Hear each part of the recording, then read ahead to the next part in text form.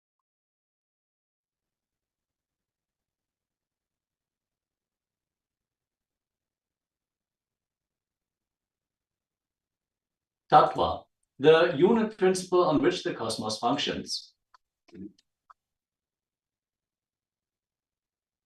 Why practice Tattva? To unlock the four inner powers. You actually have the power to simply manifest the reality of your choice. The key to health, success, and lasting happiness lies in unlocking the four inner powers that are continuously available to you. The four inner powers are the power of words, or Vak Shakti in Sanskrit, the power of thoughts, or Mano Shakti, the power of feeling, or Prema Shakti, and the power of living, or Atma Shakti. What is the power of words, Vak Shakti? When you unlock the power of words, you will have the spontaneous intelligence to use the right and most effective words towards yourself and others.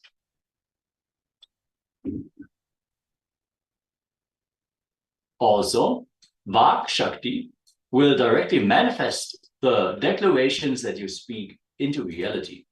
So when your Vak is cleaned from any non-integrated speech, you will be able to just manifest by the words you speak, make a declaration, and the cosmos turns it into reality.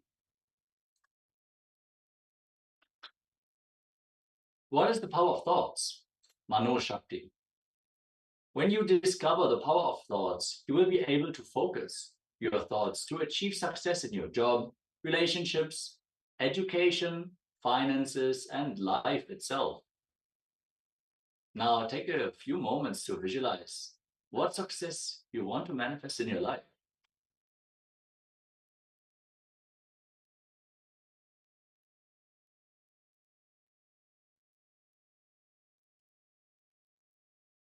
You can also share your declarations for your manifestation here in the Zoom chat.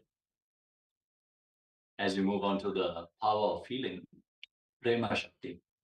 The power of feeling teaches you how to launch yourself to the next level of life through empowered responsibility.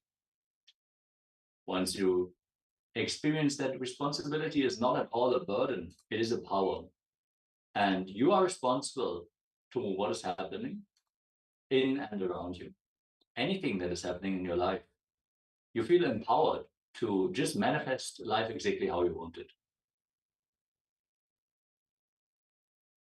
Finally, what is the power of living? Atma Shakti. You're truly enjoying the power of living when you realize that the greatest rewards come when you live your life for others. Beautifully, the Supreme Pontiff of Hinduism says, life is for others only. How are the tattvas and the four powers related? Each of the four powers is guided by a spiritual principle known as tattva. The tattva is the key to unlock the corresponding power in you. The power of words will be available to you when you practice integrity, aligning to the words that you give to yourself and others. The power of thinking will be available to you when you practice authenticity, acting as per your possibility, your capability, authentically living from the space of possibility. The power of feeling will be possible when you practice responsibility. When you take responsibility for what's happening in and around you, then you will feel exactly what needs to be done at any given moment in time, and you will make the best choices for your life.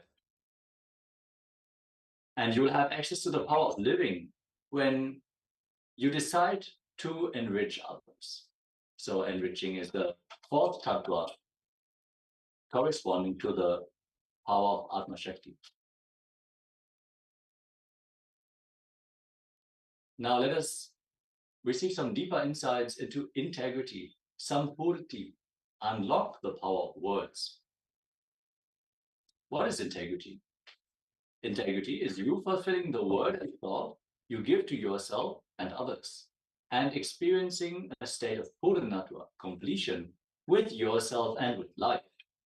Power manifestation will automatically happen when you are integrated. A small story on the power of words. Once, a small town was visited by a saint. As the saint passed by a small hut, a woman came to him and begged him to pray for her dying child. Since the saint was new to the town, a crowd gathered around him, curious to see if he could do anything. The woman brought the sick child out to him, and he said a prayer over it. Do you really think your prayer will help the child when even medicine has failed? After all, they are just some words, yelled a man from the crowd. The saint turned and started shouting at the man. You idiot! You don't know what I'm doing. Just shut up. The man was furious. His face grew red and hot. How dare you insult me? He shouted at the saint. The saint smiled at him and calmly said, if one word has the power to make you so angry, may not another word have the power to heal this child? That is the power of words. Let us now listen to what the Supreme Pontiff of Hinduism has to share about the power of Vak, the power of speech.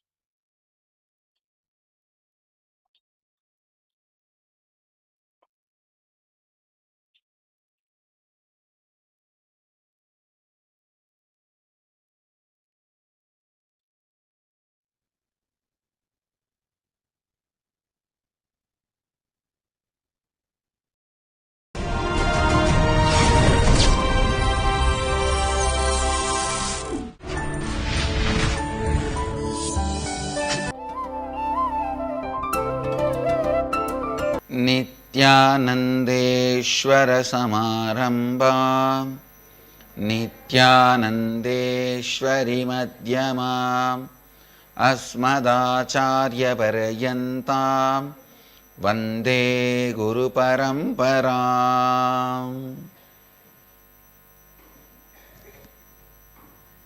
इस समय हमारे साथ उपस्थित सभी दर्शकों और भक्तों का मैं प्रेम एवं आशीर्वाद सहित स्वागत करता हूँ। I welcome all the devotees, disciples, samajis, satsangis, Srimahans, Mahans, Kotaris, Tanedars sitting with us all over the world through Nithyananda TV, Lotus News Channel, Sadhana TV, Janashri TV, Ishwar TV and through two-way video conferencing, having Nayanadiksha all over the world in many cities, many countries around the world. I welcome all of you with all my love and blessings. Cities sitting with us in two-way video conferencing, Ohio, Prayag, Guadalupe, Rameshwaram, Nithyananda Nagaramu, Hyderabad, Los Angeles, Arunachalam, Toronto, Kailasam, Seattle, Chidambaram, Oklahoma, Somanatham, Hollywood, California, Tiruvanmiyur, Chennai, Charlotte, Srisailam, Newfoundland, Canada, Bangalore, Malleshwaram, Belgium, Dhyanapitham, Indrani, New Jersey, Tunmon, Hong Kong, Kuala Lumpur, Parani, Bogota, Colombia, Dakota Dunes, Paris, Home Temple, Kuala Lumpur, Parani, Northumberland, UK, Jorpati, Nepal, High Point, North Carolina, Coimbatore, Dhyanapitham, Tallahassee, Florida, London, Kashi, Dallas, Dwaraka, Houston, Kalahasti,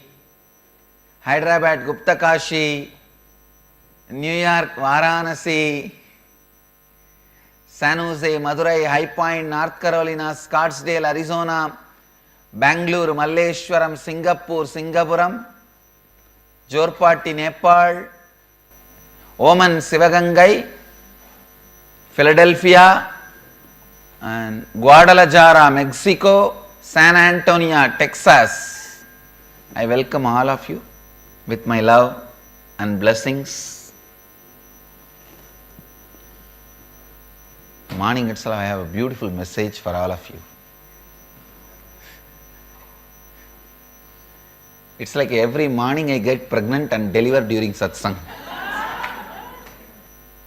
When I take bath, that is the time I feel I get pregnant. pregnant with that consciousness to reveal something. And in the satsang I feel the joy that I delivered. Please listen, listen. Today I wanted to expand on the power of Vakshiddhi. Your Vak means the, please listen, just because your inhaling and exhaling happens again and again at different time in different speed, almost not connected to each other, don't think you are breathing, the morning breathing and evening breathing and night breathing is independent of each other. Please listen. The way you breathe in the morning, the way you breathe in the noon, the way you breathe in the night, completely different, totally different. The heat of the exhaling air, quantity goes inside, quantity comes outside, quality goes inside, quality comes outside. Everything is different, but that does not mean each of your breath is independent. Same way, sometimes you utter beautiful, sweet words. Sometimes you utter defensive words. Sometimes you utter offensive words. Sometimes you utter abusive words. But your walk is one and the same. Please listen. Your words may be different, unconnected.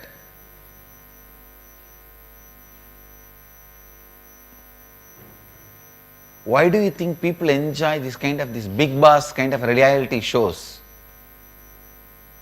Because it is so foolish. Morning you behave one way and evening you behave in another way. And night you behave in a different way. You can see very clearly the play of your hormones which is happening in your life, and you can also feel you are not responsible for it. That is why all these big boss kind of reality shows became super hit. Morning the same couple fight bitterly. Noon they try to help each other. Evening they get cozy. Night they cuddle up. Again morning starts the war.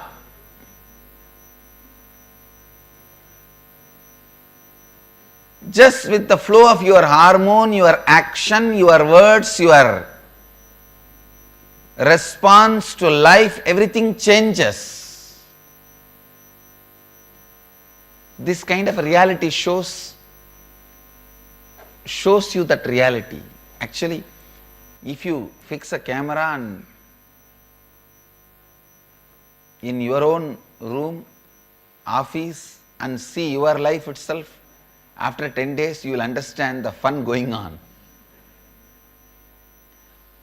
How completely broken you are. Your words are broken from your actions are broken from your thinking. If somehow we can have a camera which captures your thinking also, that will be real fun. You don't need so many people to run a big boss show. Your own body, mind, words, action, these 5-6 fellows are enough to give you a lot of entertainment. Your body will run in a different direction, your mind will be running in a different direction, your words will be running in a different direction, your thinking will be running in a different direction. All of them, when they meet, there will be a lot of fun. You can see the greatest war, greatest comedy, greatest romance, all the navarasas, 9 emotions, between your body, mind, words, emotion and thinking, action, between this itself you can see all the navarasa going on. Listen, you may be uttering completely different words in the morning, in the noon, in the night, in the middle of the night, in the early morning, but you have something called vak, which connects, which is responsible for all your words. Please listen. Listen. You may have fast breathing, slow breathing, shallow breathing, but there is something called lungs which is responsible for all your breathing. Same way,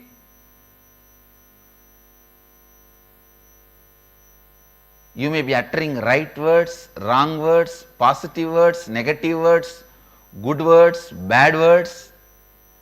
There is an organ called vak exists in you. Please understand, this organ is referred by yogic physiology. In yogic physiology, we refer this organ. Still, the allopathy physiology is not able to equate any part to this organ, because this organ exists in the cross section of body and mind. Unfortunately, the Western medicine believes body is a biomechanism, but fortunately, the yogic tradition believes body is the sheath of consciousness, kosha, not mechanism. Kosha means living, independent, intelligence, responds to the consciousness. This vak, the organ I am introducing to all of you, please listen. This organ, I wanted to use the word organ so that you understand it exists very solid. Just like your lungs, heart, kidney, liver, intestine, eyes, ears, you have an organ at the intersection of body and mind. It is somewhere between the heart and the throat, in that region. The intersection happens, but it happens in a slightly different places for every human being. But for every human being, it is between the throat and the heart, in this area.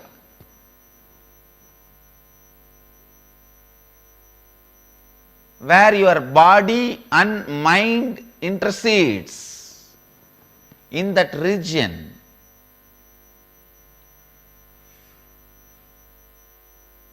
This organ exists. The organ is made out of the material of mind, but used in the field of body. Please listen.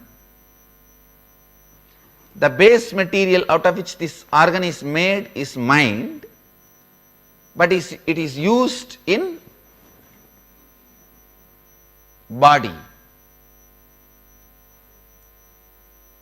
See, the heart and lungs, these organs are made out of flesh,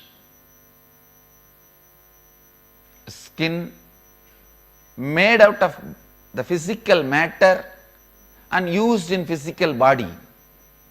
That is why Western medicine is able to diagnose it and catch it.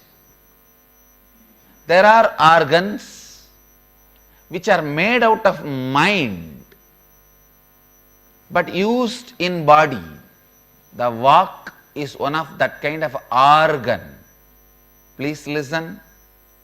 It is not metaphysical, imaginary, hallucination. It is an organ which is inside you, responsible for all the words you utter.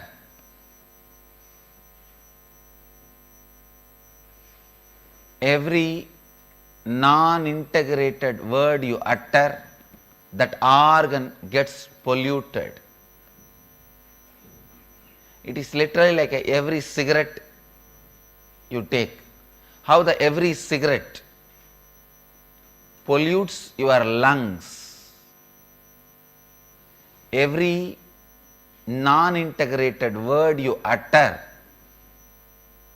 pollutes your walk.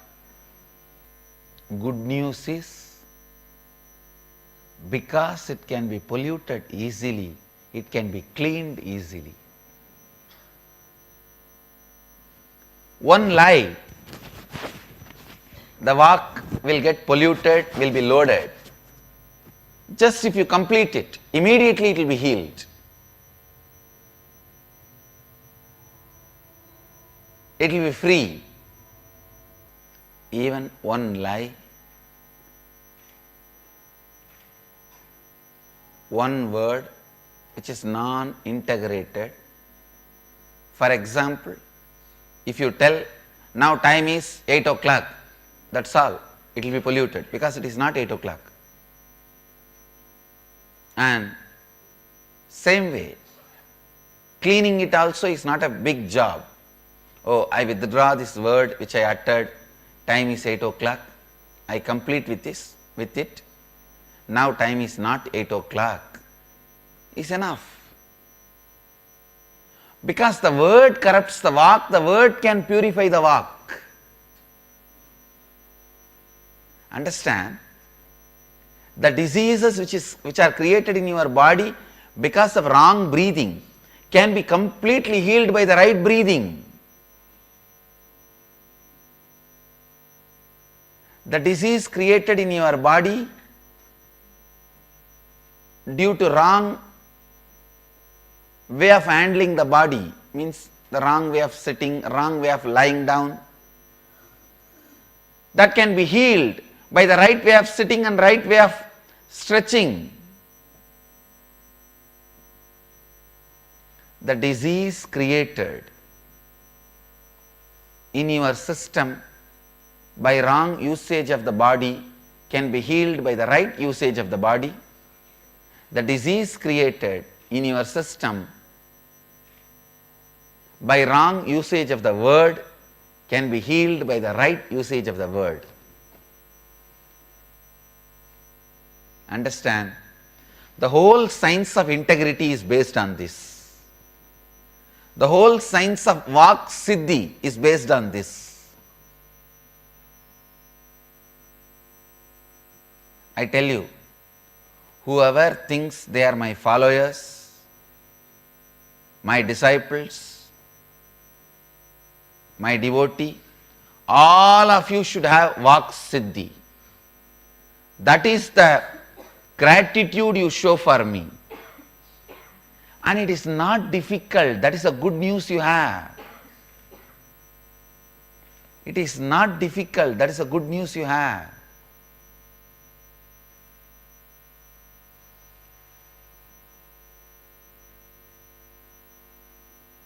It is as simple as brushing your teeth. As simple as, ध्यान से सुनिए, as simple as brushing your teeth. As simple as brushing your teeth. Just like every morning, how you sit, brush your teeth, clean your body, have Neti, Dauti, Panchakriya. Every morning, every human being should spend at least 2 hours in cleaning himself. Not just physical cleaning, body external, body internal. being internal also should be clean. Please listen. Not just body external, body internal, being internal also should be clean. After some time, you may not even need a separate time to clean your walk. You will start living integrity as a lifestyle. I tell you, once you master the pranayama, your breathing style itself will become pranayama. Your body language will become yoga. When your body language becomes yoga, how many hours you sit, you will not have back pain. Your body knows how to align itself. Same way, only first few days you need the integrity training. The Vak Suddhi, Vak Suddhi, Vak Suddhi. Vak is the organ which is there at the cross section of body and mind. It is polluted, weakened by the wrong non-integrity words. It is purified by completion. Understand? How much ever you have corrupted your work, it can be cleaned, it can be completed now. Because how much ever pollution you dump on Ganga, it can be purified now, the moment more water comes. By the nature of the Ganga, you cannot pollute it. It is flowing.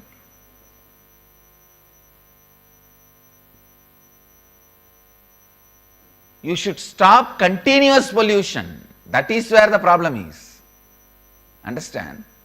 If we decide to stop, today we will stop all pollution. Tomorrow Ganga is completely clean. Because one day water is enough to clean the whole Ganga. All the pollution. Because we are continuously polluting, Ganga is polluted. Ganga is not polluted by one action. It is by the continuous pollution. Understand? We all forget this very important, obvious fact. We are all going on saying Ganga is polluted, Ganga is polluted. Ganga is getting polluted, Ganga is getting polluted, Ganga is getting polluted.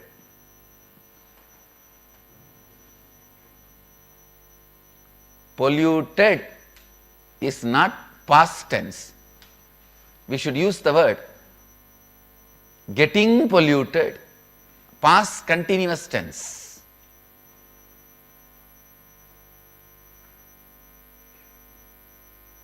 Because of continuous pollution, Ganga is polluted. Otherwise, the very nature of the Ganga, you can't pollute it. If it is just once, you can't pollute it. It purifies itself. Same way, your walk, you are continuously telling lies. That is why your walk remains polluted. Even if you stop one day lying, very nature of your walk, it will clean itself. It will complete itself. Ganga and walk are one and the same. Just if you declare today, O Vak Devi, Vak is described as a feminine energy. Vak Devi, she is one of the mantrinis of Sharada, Saraswati. O Vak Devi, today I declare, I complete with you, and all the incompletions I created in you, I am completing. From now, I'll live integrity. I'll be in the space of integrity. If I miss, I'll immediately complete and align myself to you, O Vagdevi. You reside in my Vak auspiciously. This one request and completion is enough. Declaration is enough. She is already alive. You are pure. Again, don't pollute. That is the only thing. Understand? Ganga does not get polluted by the past pollution. It is getting polluted by continuous pollution. If all of us decide, from today, no more pollution of Ganga, you don't need a separate cleaning mechanism. She is a self-cleaning mechanism. It takes just one season. The other day I was reading an important research paper, very beautiful research paper. I just wanted to tell you all, in the Ganga Purana, actually it is part of the Shiva Purana. Ganga Avatarana is described in 3 Puranas. Means the Ganga landing on the planet Earth and moving and reaching the Ganga Sagar. You need to know, the day she landed in Gangotri, this Purana describes this whole thing. Maybe 10,000 years ago they described. And the day she reached Ganga Sagar, you will be shocked.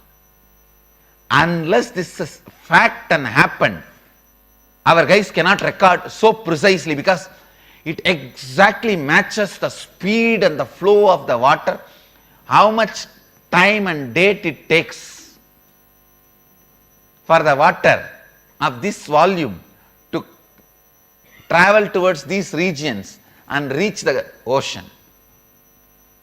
The date and time are so precise, it can never be an imaginary description. For example, if they say Ashtami Tithi, she landed on this place. Dasami Tithi, she was in this Jannu's ashram. The description is perfect, completely matching with the speed and the flow of this volume water river. I was shocked. The research paper beautifully presents our Puranic record and the scientific support. It takes only few days to Ganga to clean herself. If you stop pollution, it is your continuous pollution keeps Ganga polluted. It is your continuous non-integrity keeps your Vak polluted.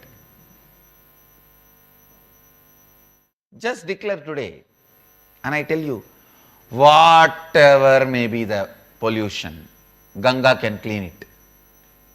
Her volume is 100 times more than any possible corruption, pollution you can add to it. Same way, whatever may be the non-integrity, corruption you created, damaged your Vak, the power of the Vak Devi, Vak Shakti is 1000 times more than any amount of corruption, pollution you can do to her. The moment you tell her, from this moment, O Mahadevi, Vagdevi, I decide I will not pollute you, corrupt you anymore with non-integrity. I will live integrity, and if I miss any time, I will immediately restore myself to my integrity, complete the non-integrity. O Mahadevi, Vagdevi, you reside in me, auspiciously, blissfully, radiate the Vak Siddhi, Vak Shakti, Vak Siddhi in me. Immediately you will see she is alive, giving you Vak Siddhi. Ganga is not angry with you because you polluted her. She will be angry with you if you continue to pollute her. Yes, with these powerful revelations on Vak, and integrity. How to clean your vak, how to clean your vak to receive the vak shakti and the vak siddhi. Let us now move into a short exercise for completion with vak. Now look into your life and list down 10 promises, commitments you gave to yourself, which you did not honor and fulfill, therefore lacking integrity. Take a few moments and look inside. Where did you make a commitment with yourself and you didn't honor the commitment? You didn't follow through. You didn't take the actions. It can be anything, any small thing from I'm going to learn this instrument, but you never started picking it up. Maybe you even bought the instrument, but you never went to a school to learn. Or you decided to travel somewhere, but you never fulfilled that. Let's take a few moments and pen down 10 incidents where you didn't honor the word that you gave to yourself.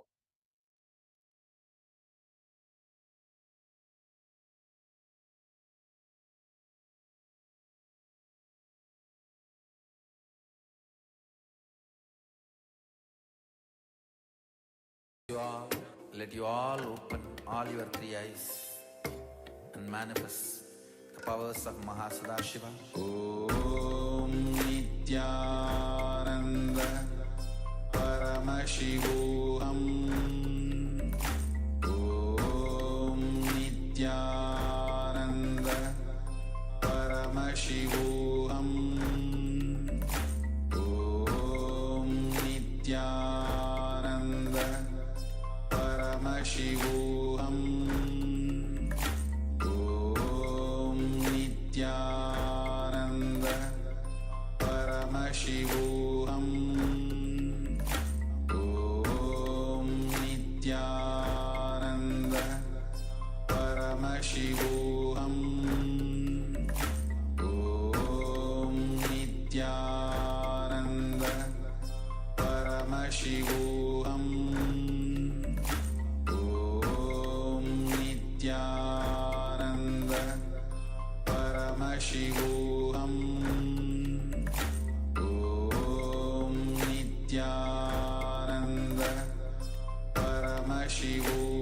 Paramashivoham. Om Nithyananda Paramashivoham. Om Nithyananda Paramashivoham. Om Nithyananda Paramashivoham. Om Nithyananda Paramashivoham. If you have any questions regarding the process, you can always just share your questions in the Zoom chat. If you're watching on YouTube or Facebook, you can also post your questions in the chat there. Please, all the Zoom participants, make sure to switch on your camera during all the sessions. The Zoom room is in focus mode, so none of the other participants will be able to see your video, so you don't need to be afraid. Thank you so much for following along with the safety measures. Let us continue with the process.